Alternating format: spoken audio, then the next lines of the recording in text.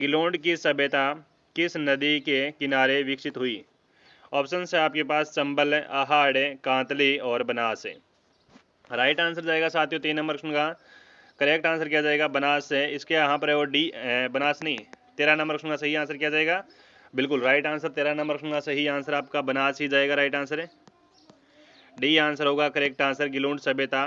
Question number आपका 14 कहता है कि परकोटे के बाहर जूते हुए खेत के प्रमाण एवं कबरगाह आदि किस सभ्यता के अवशेष हैं? आहाड़ है, कालीबंगा है, बागोर है और बेराट है। परकोटे के बाहर जूते हुए खेत के प्रमाण एवं कबरगाह आदि किस सभ्यता के अवशेष हैं? तो सही आंसर जाएगा आपका बागोर सभ्यता, भीलवाड़ा। राइट आंसर सी जाएगा कमेंट में। आगे बढ़ेंगे कि कांतली नदी के किनारे स्थित गणेश्वर की सभ्यता का उत्खनन किसके निर्देशन में हुआ था? कांतली नदी के किनारे गणेश्वर सभ्यता कहाँ पर पड़ती है साथियों? आपकी सीकर जिले में पड़ती है। और इसका उत्खनन कार्य की मैं बात करूं तो आर सी अग्रवाल व अमलानंद घोष। बी आंसर है सही जाएगा राइट आंसर। क्वेश्चन नंबर आपका अगला देखिए क्या कहता है कि कालीबंगा सभ्यता को सर्वप्रथम प्रकाश में लाने का श्रेय किसे दिया जाता है? अमलानंद घोष को, बीबी लाल को, बी लाल एवं बी के थापर और अक्षय कीर्ति व्यास। कालीबंगा सभ्यता को सर्वप्रथम प्रकाश में लाने का श्रेय किसको जाता है? सही आंसर जाएगा Amalanand Ghosh. A answer right करेंगे। कालीबंगा सभ्यता साथियों पुरातत्व है, ये आपका है घग्गर नदी के किनारे में विकसित है। और साथियों कौन से जिले में पड़ता है? ये आपका हनुमानगढ़ में पड़ता है। भी कौन से जिले में पड़ता है? हनुमानगढ़ में पड़ता है। अमलानंद ने 1951 और 52 के अंदर इसकी खोज की थी। अगला क्वेश्चन है कि राजस्थान की किस सभ्यता को मछली पकड़ने के कांटे प्राप्त हुए हैं? कालीबंगा है, अहाड़ है, गणेश्वर है और बागोर है। हाँ बताओ कि राजस्थान की किस सभ्यता में मछली पकड़ने के कांटे प्राप्त हुए हैं?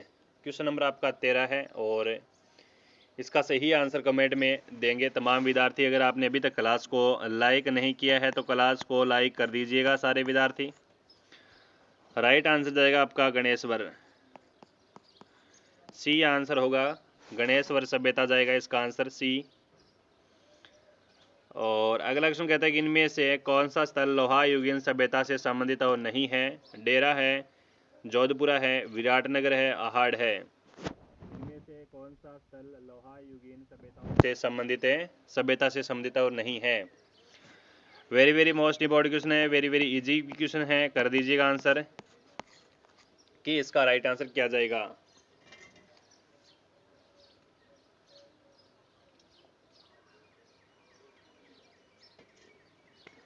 तो राइट आंसर जाएगा साथियों आपका अहाड़ सभ्यता। क्या जाएगा? अहाड़ सभ्यता इसका आंसर जाएगा। अहाड़ सभ्यता तांबर युगीन सभ्यता है भी। और 19 नंबर क्वेश्चन कहता है कि निम्न में से कौन सा अहाड़ सभ्यता का अन्य नाम नहीं है? तांबरवती नगरी, टाटा नगरी और धूलकोट। इनमें से कौन सा नहीं है? 19 नंबर क्वेश्चन है। तो टाटा नगरी नहीं है। टाटा नगरी किसको कहा जाता है? टाटा नगरी रेड को कहा जाता है, रेड टोंग को कहा जाता है। क्वेश्चन नंबर आपका 20 है साथियों की निम्न में से कौन है कालीबंगा सभ्यता से संबंधित और नहीं है?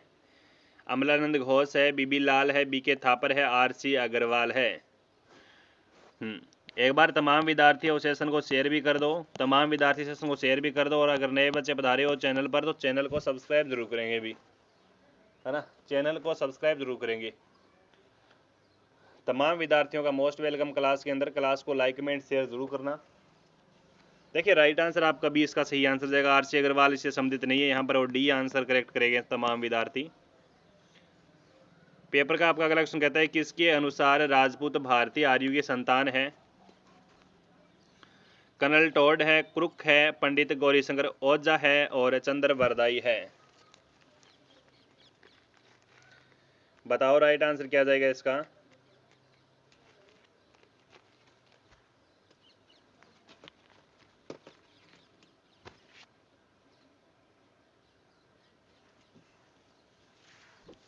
राइट आंसर जाएगा प्यारे बच्चों सी आंसर। क्या जाएगा?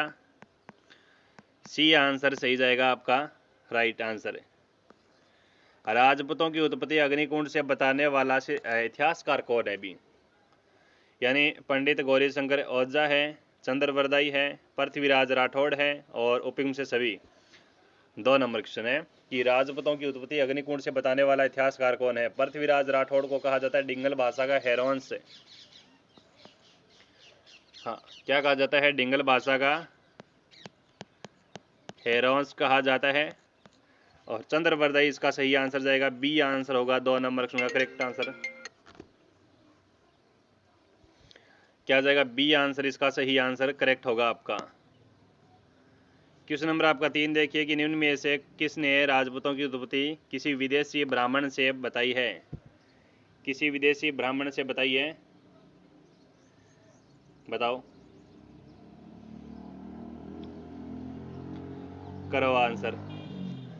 3 नंबर का सही आंसर जाएगा, तमाम विद्यार्थियों का ये आंसर आना चाहिए, RC भंडारकर। क्या जाएगा? DR भंडारकर आंसर ये होगा आपका राइट आंसर है। अगला क्वेश्चन देखो बच्चों की किस लेखक ने राजपूतों को हूणों की संतान बताया? अभी हूणों की संतान किसने बताया? कर्नल टोड बताता है, डॉक्टर भंडारकर बताता है, V.S. स्मिथ बताता है, कुक बताता है। 4 नंबर क्वेश्चन, किस लेखक ने राजपूतों को हूणों की संतान बताया है? V.S. स्मिथ जाएगा यहाँ पर सही आंसर, सी होगा राइट आंसर। क्वेश्चन नंबर आपका 5 कहता है कर्नल टॉड के अनुसार राजपूत है, हूणों की संतान है, शक व सीतियन के वंशज है, शक व कुषाणों की संतान है, या फिर विदेशी ब्राह्मणों की संतान है। कर्नल टॉड के अनुसार राजपूत है 5 नंबर क्वेश्चन, और इसका सही आंसर जाएगा बी आंसर, शक व सीतियन। क्या जाएगा? शक व सीतियन जाएगा, बी आंसर है। अगला नेक्स्ट क्वेश्चन देखो कि किस विदेशी यात्री ने बीनमाल को पोलो मोलो कहा? हवेनसांग, फाइया ने, मेग्नस्तीज और आपका उपयुक्त में से कोई नहीं। किस विदेशी यात्री ने भीनमाल को, है ना, पोलो मोलो कहा? भीनमाल का प्राचीन नाम क्या है? सिरीमाल। और ये भीनमाल कहाँ पर पड़ता है? जालौर में। कहाँ पर पड़ता है? जालौर में। 6 नंबर का सही आंसर क्या जाएगा? हवेनसांग। क्या जाएगा? Hiuen Tsang. 6 A answer, Hiuen Tsang. A answer comment करने वाले बच्चों का सही आंसर है बी। आगे बढ़ो। राजस्थान में प्रतिहारों के आगमन के समय गुजरातरा राज्य की राजधानी थी। कन्नौज है, मंडौर है, भीनमाल है और मन्नाडोल है ना। राजस्थान में प्रतिहारों के आगमन के समय गुजरातरा राज्य की राजधानी थी। 7 नंबर का सही आंसर जाएगा भीनमाल। क्या जाएगा? भीनमाल। सही आंसर सी जाएगा, भीनमाल। गुजर प्रतिहार में गुजर शब्द इंगित करता है एक जाति को, एक क्षेत्र को, एक पद को, एक वंश को। गुजर प्रतिहार में गुजर शब्द इंगित करता है 8 नंबर क्वेश्चन, और इसका सही आंसर जाएगा एक क्षेत्र को, या फिर एक पद को, एक वंश को, एक जाति को। 8 नंबर क्वेश्चन, गुजर प्रतिहार में गुजर शब्द इंगित करता है एक क्षेत्र को। बी आंसर जाएगा एक क्षेत्र को। और क्वेश्चन नंबर आपका 9 कहता है साथियों, गुजर प्रतिहार में शब्द इंगित करता है सतहान को, पद को, दोनों को, या फिर जाति को। 9 नंबर क्वेश्चन। तो गुजर प्रतिहार में प्रतिहार शब्द इंगित करता है जाति को। डी आंसर होगा जाति को। और 10 नंबर क्वेश्चन कहता है कि मुणहोत नैन्सी ने प्रतिहारों की कितनी शाखाएं बताई है? 20 है, 26 है, 24 है और 30 है।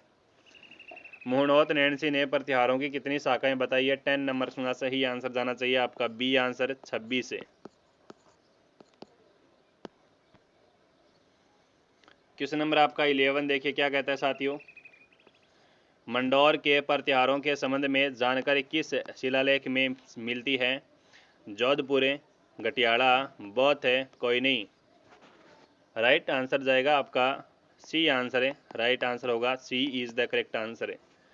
तमाम विद्यार्थी मेरे टेलीग्राम चैनल को ज्वाइन करना। अभी टेलीग्राम चैनल की लिंक ऊपर कमेंट में पिन की गई है आपके लिए, या फिर आपको वीडियो की डिस्क्रिप्शन में मिलेगी। ज्वाइन नाउ फटाफट है। और अगर आपने अभी तक क्लास को लाइक नहीं किया तो क्लास को लाइक ज़रूर कर दीजिएगा। और राजस्थान के एकीकरण की शुरुआत कब हुई? 18 अप्रैल 1948 से, 18 मार्च 1948 से, 18 मई 1948 से, 18 फरवरी 1948 से। राइट आंसर क्या जाएगा कमेंट में छाप दो। तमाम विद्यार्थी अगर पहली बार चैनल पर विजिट कर रहे हो तो चैनल को सब्सक्राइब जरूर करेंगे और क्लास को एक बार लाइक जरूर करेंगे भी। स्क्रीन पर आपका पहला क्वेश्चन है और इसका सही आंसर जाएगा बी आंसर है 18 मार्च 1948। बी आंसर करेंगे करेक्ट आंसर। क्वेश्चन नंबर आपका स्क्रीन पर 2 नंबर क्वेश्चन कहता है साथियों कि राजस्थान के एकीकरण के समय विलय पत्र पर हस्ताक्षर करते हुए कहा था कि मैं अपने डेथ वारंट पर हस्ताक्षर कर रहा हूं। उक्त कथन किस शासक का है? लक्ष्मण सिंह डूंगरपुर वाले का है, भीम सिंह कोटा वाले का है, तेज सिंह अलवर वाले का है, चंद्रवीर सिंह बांसवाड़ा वाले का है। तो ये स्टेटमेंट है, ये डी आंसर जाएगा। सही आंसर है चंद्रवीर सिंह का है भी। D is the correct answer. Question number आपका अगला है कि राजस्थान की सबसे प्राचीन रियासत थी। मेवाड़ है, शाहपुरा है, जोधपुर है और आपकी सिरोही है। राजस्थान की सबसे प्राचीन रियासत पूछी है। अगर एग्जाम के अंदर ये पूछा जाए कि राजस्थान की सबसे नवीन रियासत कौन सी है, नवीन रियासत है, तो सबसे नवीन रियासत है वो झालावाड़ है। कौन सी है? झालावाड़, जो बनाएगी 1838 के अंदर है। अगर एग्जाम के अंदर ये पूछे कि सबसे छोटी रियासत कौन सी है, तो सबसे छोटी रियासत है साथियों आपकी शाहपुरा। कौन सी है? शाहपुरा। अगर एग्जाम के अंदर पूछा जाए कि बड़ी क्षेत्रफल के अनुसार है ना, क्षेत्रफल के अनुसार सबसे बड़ी रियासत कौन सी है, तो याद रखना जोधपुर यानी मारवाड़। ठीक है। अगर एग्जाम के अंदर ये पूछा जाए कि जनसंख्या की दृष्टि से सबसे बड़ी रियासत कौन सी है, तो जयपुर। अगर ये एग्जाम के अंदर ये पूछा जाए कि राजस्थान की एकमात्र रियासत जो मुस्लिम रियासत थी, टोंक। कौन थी? कौन सी है? टोंक। और अगर एग्जाम के अंदर ये पूछा जाए कि प्राचीन रियासत कौन सी है, तो मेवाड़ प्राचीन रियासत है भी। क्या है? मेवाड़ है प्राचीन रियासत। ए आंसर सही जाएगा। ए इज द करेक्ट आंसर। अच्छा, अगला क्वेश्चन आ गया साथियों कि राजस्थान की एकमात्र मुस्लिम रियासत कौन सी थी, तो टोंक थी भी। कौन सी थी? टोंक थी। सी आंसर जाएगा। सी करेक्ट जाएगा आपका। अगला क्वेश्चन है बच्चों की संयुक्त राजस्थान को वृहत राजस्थान कब बनाया गया? 30 मार्च 1949 से, 18 अप्रैल 1948 से, 30 मई 1949 से, 1 नवंबर 1956। संयुक्त राजस्थान को वृहत राजस्थान कब बनाया गया? कब बनाया गया भी? 5 नंबर क्वेश्चन और इसका सही आंसर जाएगा ए आंसर। 30 मार्च 1949 को बनाया गया था। 6 नंबर क्वेश्चन कहता है कि राजस्थान के एकीकरण में कितना समय लगा? राजस्थान के एकीकरण में कितना समय लगा था?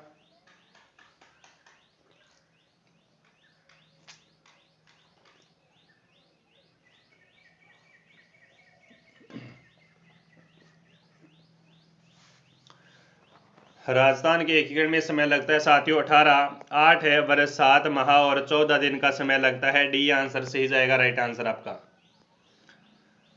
और क्वेश्चन नंबर आपका अगला है कि राजस्थान के एकीकरण का श्रेय किसे दिया जाता है? राजस्थान का एकीकरण किसे दिया जाता है? तो हीरालाल शास्त्री है, वल्लभ भाई पटेल है, जयेंद्र व्यास है, विजय सिंह पथिक है। राजस्थान के एकीकरण का श्रेय किसे दिया जाता है? तो सरदार वल्लभ भाई पटेल को दिया जाता है साथियों। बी आंसर सही जाएगा आपका। राइट आंसर है। 8 नंबर क्वेश्चन कहता है कि मत्स्य संघ के उप प्रधानमंत्री थे। मत्स्य संघ के उप प्रधानमंत्री कौन थे? हरिदेव जोशी है, के मुंशी है, जुगल किशोर चतुर्वेदी है और देवी शंकर तिवारी है। मत्स्य संघ के उप प्रधानमंत्री कौन थे? मत्स्य संघ प्रथम चरण कब बनाया गया साथियों? तो याद रखेंगे सारे विद्यार्थी 18 मार्च 1948 को बनाया गया था।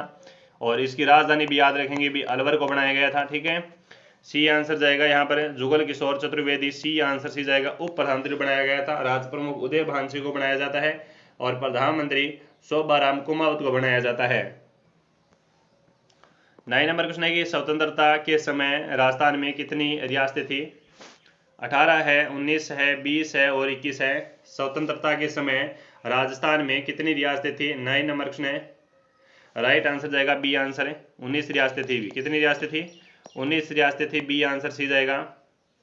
10 नंबर क्वेश्चन है कि वर्तमान राजस्थान कब अस्तित्व में आया? वर्तमान राजस्थान कब अस्तित्व में आया था? 1 सितंबर 1956 है, 2 अक्टूबर 1950 है, 1 नवंबर 1956 है, 26 जनवरी 1950 है। तमाम विद्यार्थी यहाँ पर सही आंसर करेंगे कमेंट बॉक्स में।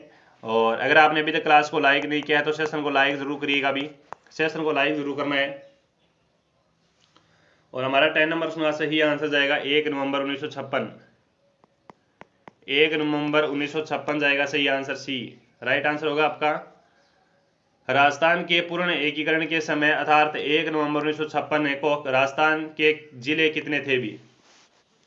25 जिले थे, 26 थे, 27 थे और 28 थे। 11 नंबर क्वेश्चन है और इसका सही आंसर जाएगा साथियों, बताओ क्या जाएगा? हाँ, तमाम साथी यहाँ पर बी आंसर करेंगे, 26 से जिले थे बी आंसर जाएगा, 26 जिले थे। राजस्थान के एकीकरण के प्रथम चरण में अलवर, भरतपुर, धौलपुर, करौली रियासतों के अतिरिक्त किस चिप शिफ्ट ठिकाने को मिलाकर मत्स्य संघ की स्थापना की? कुशलगढ़, लावा, नीमराणा, उक्त में से कोई नहीं। हाँ साथियों, मत्स्य संघ का उद्घाटन कहाँ पर होता है? मत्स्य संघ का उद्घाटन होता है साथियों आपका लोहागढ़ किले के अंदर। लोहागढ़ किला भरतपुर में पड़ता है अभी। और मत्स्य संघ की आय कितनी लिखी जाती है? 1.84 लाख है, ठीक है। और हमारा आंसर जाएगा सी आंसर है, नीमराणा ठिकाना जोड़ा गया था। क्या जोड़ा गया था? चिप शिप नीमराणा ठिकाना जोड़ा गया था। नेक्स्ट है कि संयुक्त राजस्थान के प्रधानमंत्री कौन बने? गोकुल लाल असावा, शोभाराम कुमावत, हीरा लाल शास्त्री, माणिक्य लाल वर्मा। संयुक्त राजस्थान के प्रधानमंत्री कौन बने?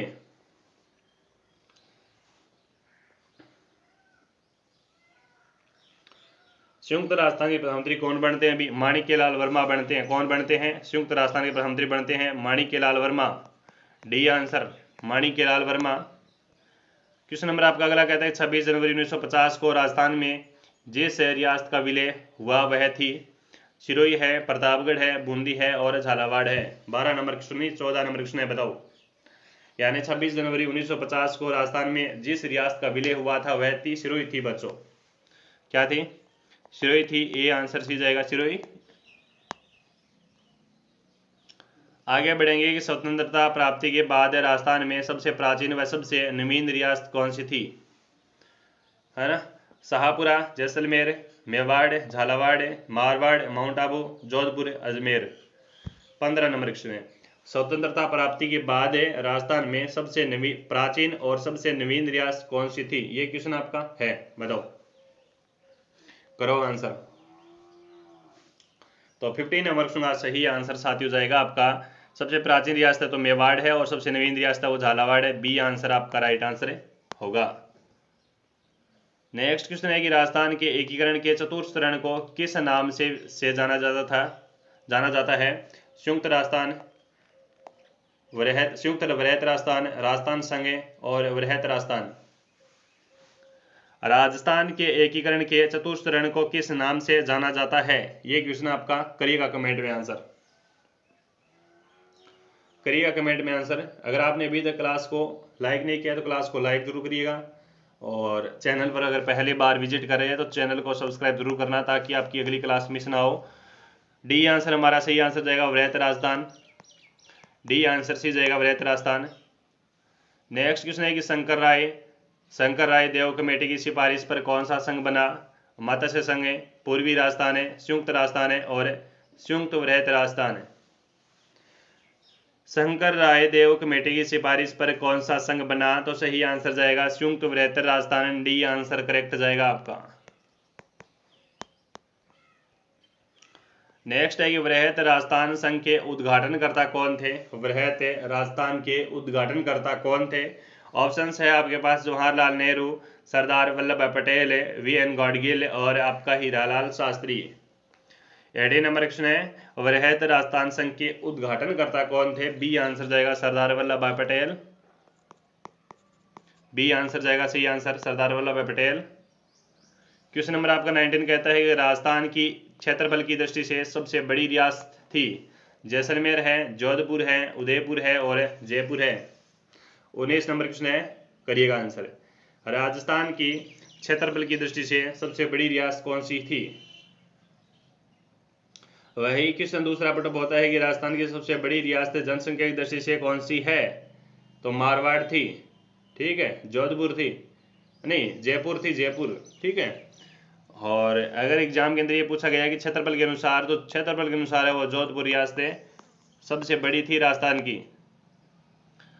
20 नंबर क्वेश्चन है कि ऐसी कौन सी रियासत थी जिसे तोप की सलामी का अधिकार नहीं था? तोप की सलामी का अधिकार नहीं था। शाहपुरा है, किशनगढ़ है, भीलवाड़ा है और शाहपुरा और किशनगढ़ है ना।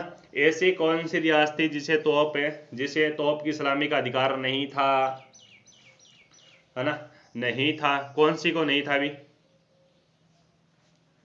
तो साथियों आपका जाएगा सही आंसर शाहपुरा व किशनगढ़ को नहीं था। अभी किसको नहीं था? शाहपुरा व किशनगढ़ को नहीं था। डी आंसर तमाम विद्यार्थी यहाँ पर करेक्ट आंसर देंगे। D is the correct answer. Allah Jilai Bai का संबंध किस जिले से है? जयपुर है, अजमेर है, जोधपुर है और बीकानेर है। तमाम विद्यार्थी यहाँ पर मेरे को राइट आंसर कमेंट में करेंगे भी। तमाम विद्यार्थी राइट आंसर आपको कमेंट में करना है कि अल्लाह जिलाबाई का संबंध किस जिले से है। तो सही आंसर जाएगा आपका डी आंसर, बीकानेर जिले से। किस जिले से? भी बीकानेर जिले से है, डी आंसर सही जाएगा। क्वेश्चन नंबर आपका 2 कहता है कि अल्लाह जिलाबाई का संबंध किस कला से है? मांड गायने, नृत्य, फिल्म है और ख्याल है। अगर आपने अभी तक चैनल को सब्सक्राइब नहीं किया है तो चैनल को सब्सक्राइब जरूर करिएगा और क्लास को एक बार लाइक करके अपने दोस्तों तक क्लास को शेयर भी कर देना, ताकि वो भी बच्चे हैं वो क्लास को ज्वाइन हो सके, वो भी पढ़ सके भी। 2 नंबर का सही आंसर जाएगा अल्लाह जिलाबाई है साथियों मांड गायन। मांड गायन क्लास से संबंधित है। यहाँ पर आपका राइट आंसर जाएगा ए आंसर। क्वेश्चन नंबर आपका 3 कहता है साथियों कि सुप्रसिद्ध राजस्थानी लोकगीत है केसरिया बालम आओनी पधारो हमारे देश का गायन करने वाली कलाकार हैं? ऑप्शन से हैं लाछीबाई, अल्लाह जिलाबाई, मांगी बाई और तीजन कंवर। शानदार क्वेश्चन है दोस्तों, इंपॉर्टेंट क्वेश्चन है, लगाओ स्टार क्वेश्चन को। यहाँ पर सुप्रसिद्ध राजस्थानी लोकगीत केसरिया बालम आओनी पधारो हमारे देश का गायन करने वाली कलाकार हैं अल्लाह जिलाबाई। कौन है? अल्लाह जिलाबाई। बी आंसर सी जाएगा आपका राइट आंसर। क्वेश्चन नंबर आपका 4 कहता है साथियों कि रानी करमावती मेवाड़ के किस महाराणा की पत्नी का नाम था? महाराणा सांगा है, महाराणा मोकल है, महाराणा भोज है और राणा कुंभा है।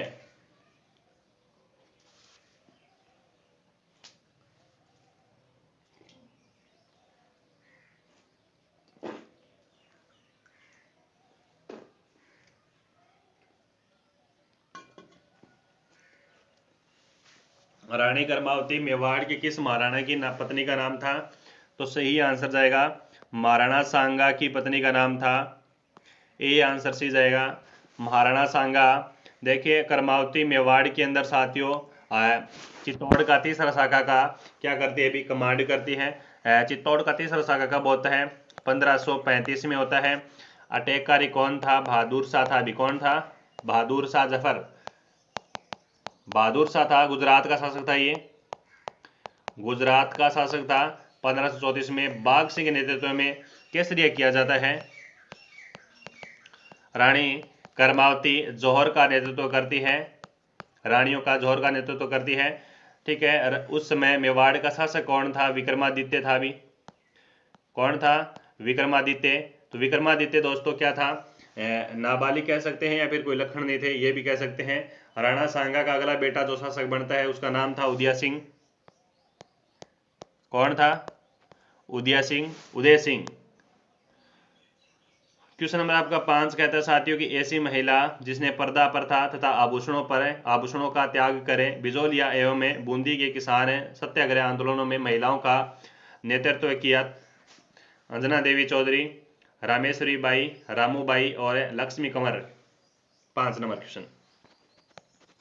5 नंबर क्वेश्चन है, थोड़ा सा घुमाया फिराया गया है। यह भी क्वेश्चन है कि बिजोलिया और बूंदी किसान में सत्याग्रह आंदोलनों में महिलाओं का नेतृत्व किसने किया था? यह भी क्वेश्चन बनता है, ठीक है। तो इसका सही आंसर जाएगा आपका अंजना देवी चौधरी। जो भी विद्यार्थी आंसर नंबर ए कमेंट कर रहे हैं उनका सही आंसर है अंजना देवी चौधरी। आंसर नंबर ए जाएगा राइट आंसर।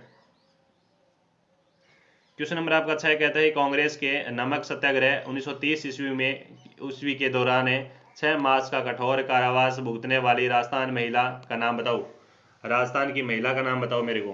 प्यारी बाई, लीला कंवर, अंजना देवी और ज्योति बाई।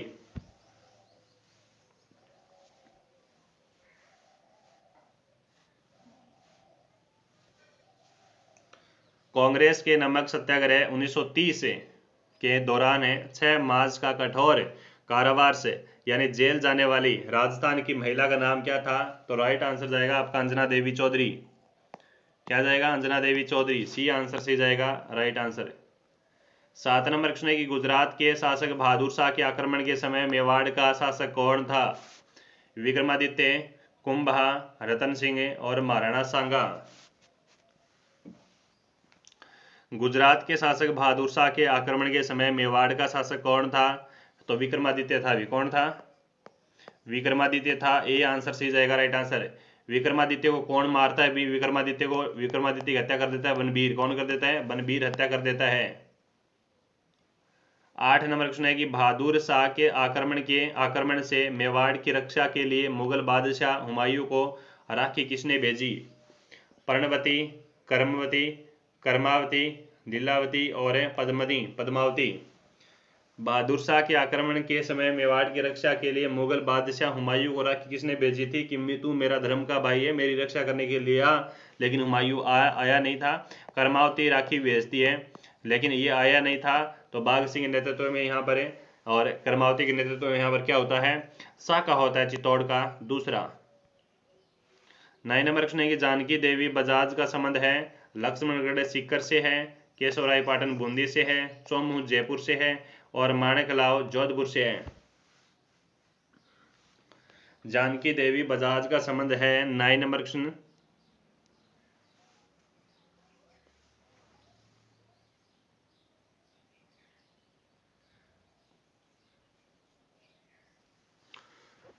सही आंसर जाएगा आपका ए आंसर है लक्ष्मणगढ़ सीकर है। ए आंसर है सही जाएगा। और 10 नंबर प्रश्न है कि भूदान आंदोलन के दौरान 108 कुओं का निर्माण करवाने का वह भूदान व कूपदान में सक्रिय भागीदारी निभाने वाली वह राजस्थानी महिला है।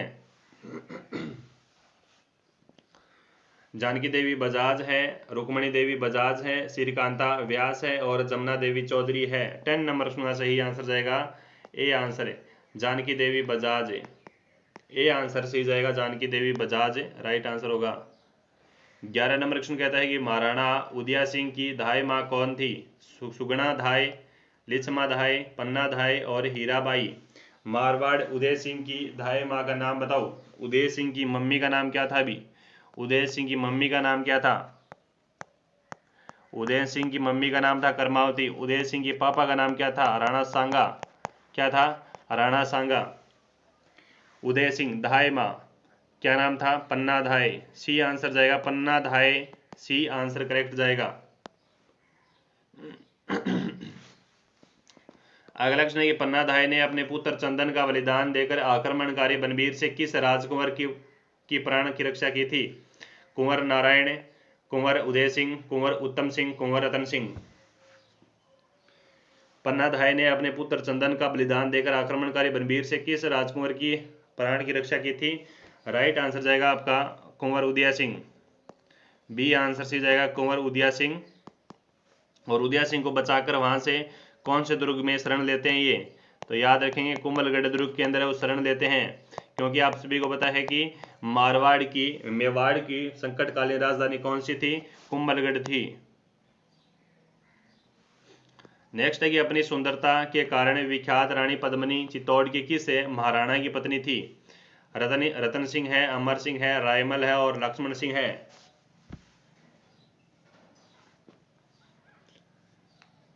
बताओ कि अपनी सुंदरता के कारण विख्यात रानी पद्मिनी चित्तौड़ की किस महाराणा की पत्नी थी? तो आपका सही आंसर क्या जाएगा?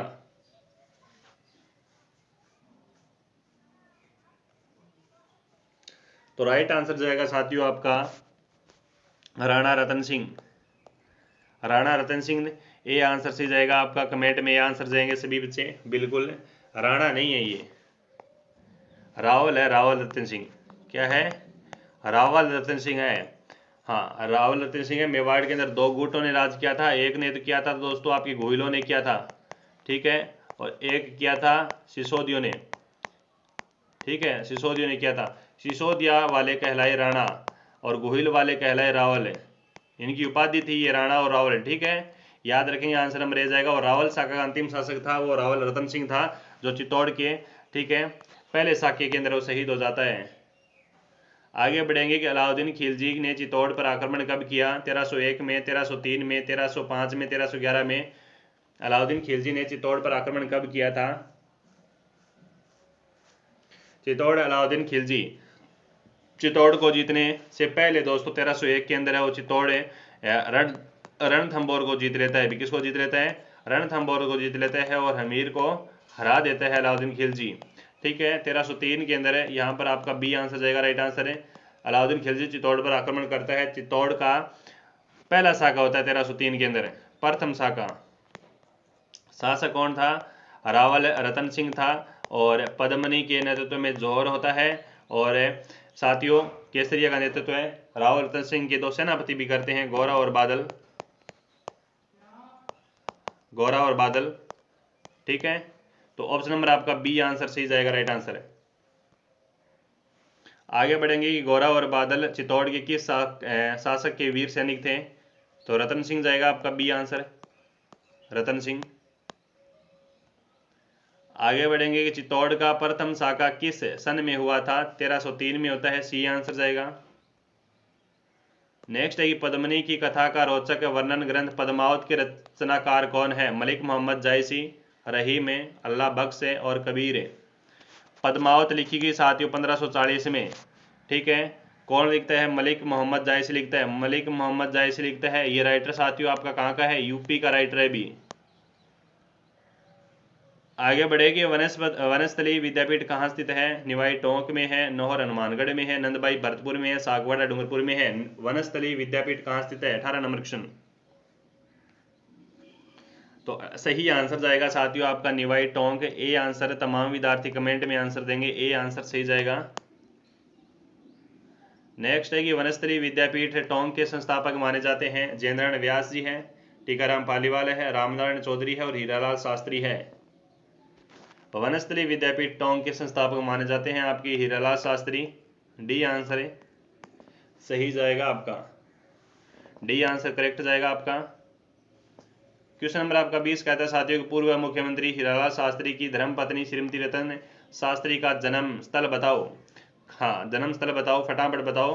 पूर्व मुख्यमंत्री हीरालाल शास्त्री की धर्मपत्नी श्रीमती रतन शास्त्री का जन्म स्थल, राइट आंसर जाएगा आपका Khachrod Madhya Pradesh, A answer C जाएगा खासरोद मध्य प्रदेश। कौन सी नदियां राजस्थान एवं मध्य प्रदेश के मध्य सीमा बनाती है या फिर सेतु का कार्य करती है? चंबल एवं पार्वती, चंबल व बनास, चंबल एवं नेवज, चंबल एवं परवन। तो इसका सही आंसर किया जाएगा। सारे विद्यार्थी हो मेरे को कमेंट में आंसर करेंगे भी। कौन सी नदियां राजस्थान और मध्य प्रदेश के साथ सीमा बनाती है? तो सही आंसर जाएगा चंबल और पार्वती, ए आंसर है, राइट आंसर होगा आपका। क्वेश्चन नंबर आपका नेक्स्ट कहता है कि कोटा एवं बूंदी जिलों के मध्य प्राकृतिक सीमा का निर्धारण करने वाली नदी कौन सी है? चंबल है, बनास है, गंभीरी है या फिर घोड़ा पछाड़ नदी है? शानदार क्वेश्चन है, लगा लो क्वेश्चन स्टार दोस्तों। एग्जाम के अंदर बारंबार पूछा जाता है इस प्रकार का क्वेश्चन।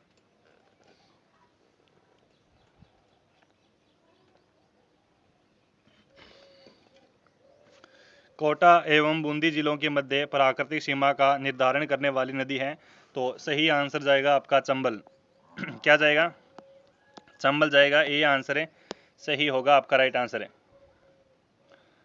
और अगला क्वेश्चन कहता है कि 12 एवं कोटा जिले की मध्य प्रदेश के साथ कौन सी नदी सीमा बनाती है? 35 नंबर क्वेश्चन है।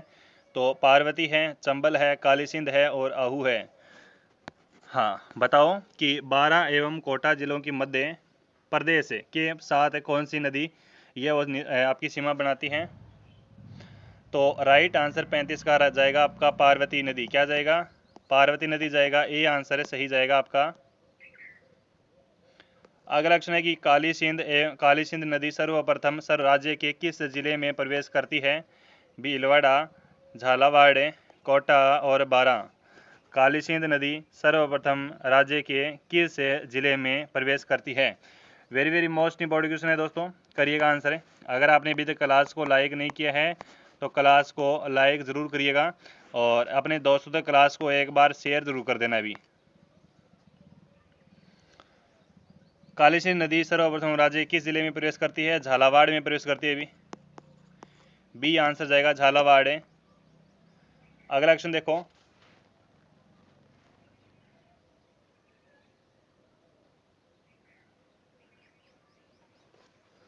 अगला क्वेश्चन देखो बच्चों की काली सिंध एवं आहू नदियों के संगम पर स्थित है झालरापाटन, बारा, गागरोनगढ़ और भैंसरोडगढ़।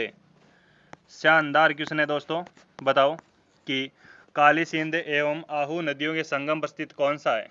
बताओ। झालरापाटन, बारा, गागरोनगढ़ और भैंसरोडगढ़। 37 नंबर क्वेश्चन है। तो इसका सही आंसर जाएगा ऑप्शन नंबर सी होगा गागरोनगढ़। सी इज द करेक्ट आंसर है, गागरोनगढ़। अगला क्वेश्चन, किस स्थान पर काली सिंध नदी चंबल में गिरती है? किस स्थान पर काली सिंध नदी है वो चंबल में गिरती है? गागरोन, झालावाड़ और अकलेरा झालावाड़, शाहाबाद बारा, नानेरा कोटा। बताइएगा, सारे बच्चे आंसर करिएगा कि किस स्थान पर काली सिंध नदी चंबल में गिरती है। जी, तो सही आंसर जाएगा आपका नानेरा कोटा। डी आंसर जाएगा नानेरा कोटा। 39 नंबर क्वेश्चन कहता है कि काली सिंध की सहायक नदियां हैं। काली सिंध की सहायक नदियां कौन सी है? इन ऑप्शनों में से आपको एक ऑप्शन चूज करना है। तो इसका सही आंसर दीजिएगा भी फटाफट। मैं सभी बच्चों को कमेंट शो कर रहा हूँ, कमेंट करिएगा भी। और अगर आपने अभी तक सेशन को लाइक नहीं किया है तो क्लास को लाइक ज़रूर करिएगा। बताओ कि काली सिंध की सहायक नदियां हैं।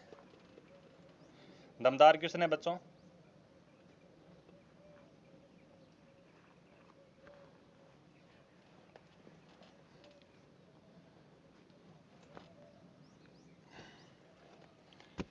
थर्टी 39 नंबर क्वेश्चन का सही आंसर जाएगा साथियों, सी आंसर जाएगा आहू, परवन और निमाज। सी आंसर करेंगे तमाम विद्यार्थी, करेक्ट आंसर है। 40 नंबर क्वेश्चन है कि नेवज नदी किस जिले में बहती है? कोटा में, झालावाड़ में, बारा में और बूंदी में। नेवज नदी किस जिले में बहती है? बताओ। नेवज नदी किस जिले में बहती है? अभी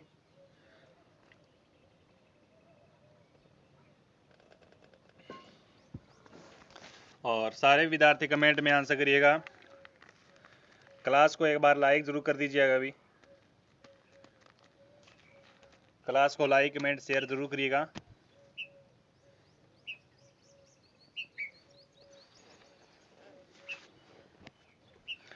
राइट आंसर जाएगा झालावाड़। नेवज नदी किस जिले में बहती है? झालावाड़ में बहती है साथियों, बी आंसर है। अगला क्वेश्चन है कि राज्य के कितने भूभाग पर वनों का विस्तार है? 9.51% है, 6.46% है, 12.18% है, 14% है, 14.26% है। राज्य के कितने भूभाग पर वनों का विस्तार है? राइट आंसर जाएगा आपका 9.51% भूभाग पर है। ये आंसर लॉक करेंगे। और अगला क्वेश्चन कहता है कि राजस्थान में किस देशी रियासत ने वनों की सुरक्षा करने की योजना सर्वप्रथम बनाई? जयपुर ने, अजमेर, कोटा और जोधपुर। राजस्थान में किस देशी रियासत ने वनों की सुरक्षा करने की योजना सर्वप्रथम बनाई? 2 नंबर क्वेश्चन है और इसका सही आंसर जाएगा आपका जोधपुर। डी आंसर करेंगे तमाम विद्यार्थी, डी आंसर जाएगा आपका राइट आंसर है। राजस्थान में चंदन के वृक्ष किन जिले में मिलते हैं? राजस्थान में चंदन के वृक्ष किन जिले में देखने को मिलते हैं? चंदन मिलते हैं साथियों चित्तौड़, उदयपुर, राजसमंद, है ना। चित्तौड़ बिल्कुल, उदयपुर और राजसमंद। यहाँ पर सही आंसर जाएगा सी आंसर है। 4 नंबर क्वेश्चन है कि राजस्थान में सागवान के वन किन जिलों में मिलते हैं? सागवान है सिरोही, पाली के अंदर है, बांसवाड़ा, बारा बांसवाड़ा, राजसमंद, भीलवाड़ा और सिरोही और जालौर है। राजस्थान में सागवान के वन किन जिले में देखने को मिलते हैं? दैट्स राइट आंसर जाएगा आपका बारां और बांसवाड़ा। बी आंसर जाएगा बारां और बांसवाड़ा। 5 नंबर क्वेश्चन है कि राज्य में सर्वाधिक वन क्षेत्र किस जिले में विस्तृत है? उदयपुर में है, राजसमंद में है, कोटा में है, बांसवाड़ा में है। राज्य में सर्वाधिक वन क्षेत्र किस जिले में विस्तृत है? उदयपुर में है। कहाँ पर है? उदयपुर में है। ए आंसर है राइट होगा आपका। नेक्स्ट क्वेश्चन है कि राज्य में वह जिला जिसमें सर्वाधिक वन्य जीव अभ्यारण्य है? उदयपुर में है, कोटा में है, सवाई माधोपुर में है और राजसमंद में है। राज्य में वह जिला जिसमें सर्वाधिक वन्य जीव अभ्यारण्य है। 6 नंबर क्वेश्चन है और इसका सही आंसर जाएगा आपका उदयपुर। क्या जाएगा? उदयपुर। ए आंसर जाएगा उदयपुर। 7 नंबर क्वेश्चन है राजस्थान के शुष्क सागवान वनों के महत्वपूर्ण वृक्ष हैं? राजस्थान के शुष्क सागवान वनों के महत्वपूर्ण वृक्ष हैं। ऑप्शन नंबर ए होगा सही आंसर, बरगद, आम, तेंदू और गुल्लर। राइट आंसर ए होगा। नेक्स्ट है राजस्थान में किस वृक्ष के वन सर्वाधिक हैं? बांस के हैं, नीम के हैं, धोकड़ा के हैं और गुल्लर के हैं। एक बार तमाम विद्यार्थी क्लास को लाइक जरूर करेंगे साथियों। बस 4th ग्रेड एग्जाम के अंदर ऐसे ही क्वेश्चन दमदार पूछे जाएंगे। उन हम तमाम PYQ MCQ पर चर्चा कर रहे हैं जो आपके राजस्थान 4th ग्रेड एग्जाम के अंदर पूछे जाएंगे। 8 नंबर क्वेश्चन का सही आंसर जाएगा धोकड़ा। सी होगा राइट आंसर धोकड़ा। 9 नंबर क्वेश्चन है साथियों कि राज्य में उपोष्ण कटिबंधीय सदाबहार वनों का एकमात्र प्राप्ति क्षेत्र है? आबू पर्वत है, बोराट का पठार है, मेरवाड़ा की पहाड़ियां हैं और मेवाड़ है। राज्य में उपोष्ण कटिबंधीय सदाबहार वनों का एकमात्र प्राप्ति क्षेत्र है। 9 नंबर का सही आंसर जाएगा आबू पर्वत। आबू पर्वत। 10 नंबर क्वेश्चन है साथियों कि जैसलमेर से मोहनगढ़ तक विस्तृत लाठी सीरीज क्षेत्र में कौन सी घास उगती है? सेवण उगती है, लिलोण, दूब या फिर सालीगिरी। जैसलमेर से मोहनगढ़ तक विस्तृत लाठी सीरीज क्षेत्र में कौन सी घास उगती है? 10 नंबर क्वेश्चन सेवण घास, सेवण, धामण, करड़। ए आंसर जाएगा राइट आंसर सेवण। पौष्टिक घास होती है सेवण साथियों। राज्य का सबसे बड़ा वन मंडल उदयपुर में है, सिरोही में है, जोधपुर में है या फिर कोटा में है? राज्य का सबसे बड़ा वन मंडल बताओ। राज्य का सबसे बड़ा वन मंडल 11 नंबर का सही आंसर जाएगा जोधपुर या फिर क्या जाएगा? जोधपुर। वन मंडल जोधपुर में स्थित है। सही आंसर जाएगा सी आंसर जोधपुर। 12 नंबर प्रश्न है कि राज्य का कौन सा स्थान गोंद उत्पादन के लिए प्रसिद्ध है? खिंचन जोधपुर है, सौंक अलवर है, चौहटन बाड़मेर है, शाहबाद बारां है। राज्य का कौन सा स्थान गोंद उत्पादन के लिए प्रसिद्ध है? 12 नंबर का सही आंसर जाएगा सी आंसर है चौहटन बाड़मेर। सी होगा चौहटन बाड़मेर। क्वेश्चन नंबर आपका 13 है साथियों की राज्य में खस घास का प्रमुख प्राप्ति क्षेत्र बताओ। खस घास है ना, खस घास बताओ। एक होती है आपकी खस घास, एक सुगंधित घास है। ये क्या है? ये सुगंधित घास है दोस्तों। एक आपकी खस घास होती है, दूसरी घास होती है दोस्तों आपकी पाम रोजा। क्या होती है? पाम रोजा होती है। भी लिखो फिर पाम रोजा। हाँ पाम रोजा घास होती है। सी आंसर जाएगा आपका भरतपुर, सवाई माधोपुर और टोंक जिले। सी आंसर जाएगा सही आंसर है। वैसे ये सुगंधित घास है राजस्थान के पूर्वी क्षेत्र में देखने को मिलती है। ठीक है, आगे बढ़ो कि जैव विविधता के लिए डहाड़ देवी वन क्षेत्र राज्य के किस जिले में स्थित है? जयपुर में है, बांसवाड़ा में है, राजसमंद में है, कोटा में है। जैव विविधता के लिए प्रसिद्ध डहाड़ देवी वन क्षेत्र राज्य के किस जिले में स्थित है? दैट्स राइट आंसर जाएगा आपका राजसमंद। सी आंसर है। 15 नंबर प्रश्न है राजस्थान में कुल कितने आखेट निषेध क्षेत्र घोषित किए गए हैं? 42, 38, 23 और 33 है। बताओ भी राइट आंसर क्या जाएगा आपका?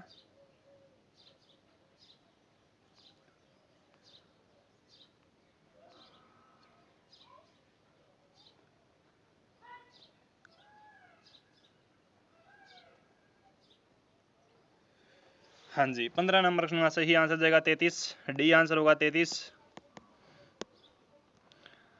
क्वेश्चन नंबर आपका नेक्स्ट है कि राज्य का प्रथम राष्ट्रीय उद्यान कौन सा है? वन विहार धौलपुर वाला है, केवलादेव भरतपुर वाला है, रणथंभौर सवाई माधोपुर वाला है, सरिस कालवर वाला है। मैंने क्या पूछा क्वेश्चन? मैंने पूछा कि राज्य का प्रथम राष्ट्रीय उद्यान कौन सा है?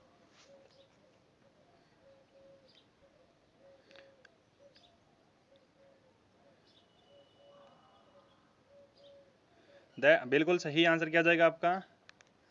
16 नंबर प्रश्न का सही आंसर जाएगा रणथंभौर। बिल्कुल रणथंभौर सवाई माधोपुर, सी आंसर जाएगा, सही आंसर है। क्वेश्चन नंबर आपका नेक्स्ट कहता है कि क्षेत्रफल की दृष्टि से राज्य का सबसे बड़ा अभ्यारण्य कौन सा है? रणथंभौर राष्ट्रीय उद्यान, सीतामाता अभ्यारण्य, दर्रा अभ्यारण्य और महाराष्ट्रीय मरु उद्यान। क्वेश्चन क्या पूछ रहा है? क्वेश्चन पूछ रहा है कि क्षेत्रफल की दृष्टि से राज्य का सबसे बड़ा अभ्यारण्य कौन सा है? सबसे बड़ा जो अभ्यारण्य है वो राष्ट्रीय मरु उद्यान है, जो आपका डी आंसर जाएगा, सही आंसर। राज्य के पश्चिमी भाग में फैला हुआ, डी आंसर है। नेक्स्ट है कि चितकबरे, हिरण एवं चकवा चकवी राज्य के किस अभ्यारण्य में भव्यतात से मिलते हैं? कुंभलगढ़ अभ्यारण्य के अंदर, तालछपर अभ्यारण्य में, फुलवारी की नाल में और जयसमंद अभ्यारण्य में। साथियों, सभी साथी और एक बार क्लास को लाइक जरूर करेंगे, और अगर नए विद्यार्थी देख रहे हैं सेशन के अंदर तो सेशन को सब्सक्राइब जरूर करेंगे भी, ताकि आपकी अगली क्लास हो मिस ना हो। चितकबरे, हिरण एवं चकवा चकवी राज्य किस अभ्यारण्य में भव्यतात से मिलते हैं? 18 नंबर का सही आंसर जाएगा साथियों, डी आंसर, जयसमंद अभ्यारण्य, जयसमंद अभ्यारण्य। औदिया क्या है अभी बताओ? औदिया क्या है? एक प्रवासी पक्षी है, झीलों के किनारे बने विश्राम गृह है, विश्राम गृह है, अभ्यायामों अवलोकन स्तंभ है, सदाबहार वनों का वृक्ष है। बताओ क्या क्वेश्चन है? क्वेश्चन है आपका स्क्रीन पर, औदिया क्या है बताओ?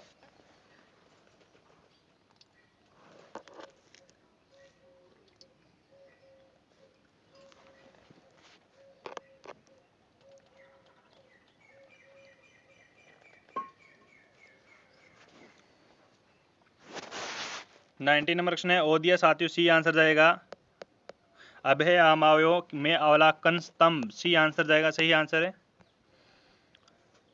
20 नंबर क्वेश्चन है राज्य में जंगली मुर्गों के लिए प्रसिद्ध अभ्यारण्य कौन सा है? माउंट आबू है भी, माउंट आबू, ये आंसर जाएगा। नेक्स्ट है कि घड़ियालों के संरक्षण हेतु कौन सा अभ्यारण्य बनाया गया? रामसागर धौलपुर है, दर्रा वन्य जीव अभ्यारण्य कोटा, पावली टोडगढ़ अजमेर है, जवाहर सागर अभ्यारण्य कोटा। बताओ कि घड़ियालों के संरक्षण हेतु कौन सा अभ्यारण्य बनाया गया है? 21 नंबर का सही आंसर जाएगा आपका, डी आंसर है, जवाहर सागर अभ्यारण्य कोटा, जवाहर सागर अभ्यारण्य कोटा, डी आंसर जाएगा, सही आंसर है। नेक्स्ट है रणथंभौर राष्ट्रीय उद्यान एवं रामगढ़ विषधारी अभ्यारण्य के बीच बाघों के आवागमन को सुगम बनाने के लिए जिस आखेट निषेध क्षेत्र की स्थापना की गई वह है? कुआलजी है, सोरसन है, संताल सागर है, कनक सागर है। रणथंभौर राष्ट्रीय उद्यान और रामगढ़ विषधारी अभ्यारण्य के बीच बाघों के आवागमन को सुगम बनाने के लिए जिस आखेट निषेध क्षेत्र की स्थापना की गई वह है संताल सागर है, सही आंसर जाएगा, संताल सागर है। नेक्स्ट है कि राजस्थान का कौन सा वन्य जीव अभ्यारण्य उड़न गिलहरियों, रेड फ्लाइंग सिक्वरल, पेटोरिस्टा एल्बीवेटर के लिए जाना जाता है? बताओ उड़न गिलहरी के लिए कौन सा अभ्यारण्य है? तो सीतामाता अभ्यारण्य, प्रतापगढ़, चित्तौड़गढ़ और सोलुम्बर जिले में फैला हुआ ये। क्वेश्चन नंबर आपका 24 का था भरतपुर बर्ड पैराडाइज नामक पुस्तक किस लेखक के द्वारा लिखी गई? ये शानदार क्वेश्चन है भी, है ना? बताओ इसका आंसर बताओ शानदार क्वेश्चन का, कि भरतपुर बर्ड पैराडाइज नामक पुस्तक किस लेखक के द्वारा लिखी गई? 24 नंबर क्वेश्चन है, और इसका सही आंसर जाएगा साथियों ऑप्शन नंबर डी होगा, sir Martin Evans, D answer है। आगे बढ़ो कि उस अभ्यारण्य का नाम बताइए जिसमें पूर्वी सिरे पर गागरोनगढ़ दुर्ग है, दक्षिणी सिरे पर हिंगलाजगढ़ और पश्चिमी सिरे पर भैंसरोडगढ़ दुर्ग स्थित है ना? बताओ।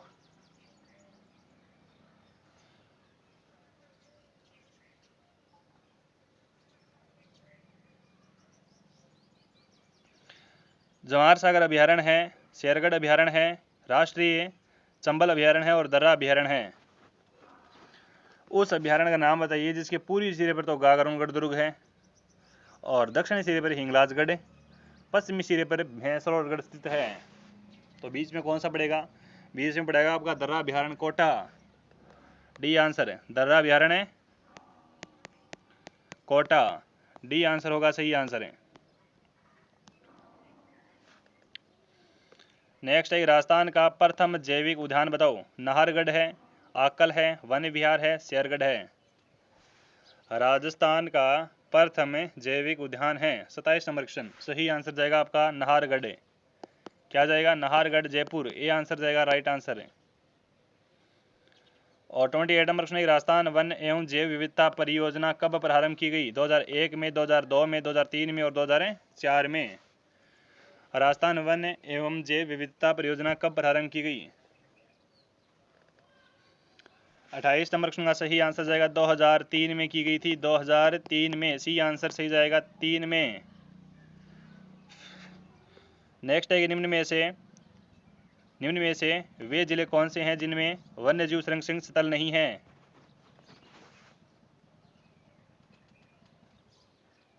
नहीं है, उदयपुर राजसमंद है, राजसमंद सिरोही है, डूंगरपुर बांसवाड़ा है और पाली राजसमंद है। 29 नंबर क्वेश्चन, निम्न में से वे जिले कौन से जिनमें वन्यजीव संरक्षण स्थल नहीं है? राइट आंसर जाएगा, सी आंसर है, डूंगरपुर और बांसवाड़ा, सी आंसर है।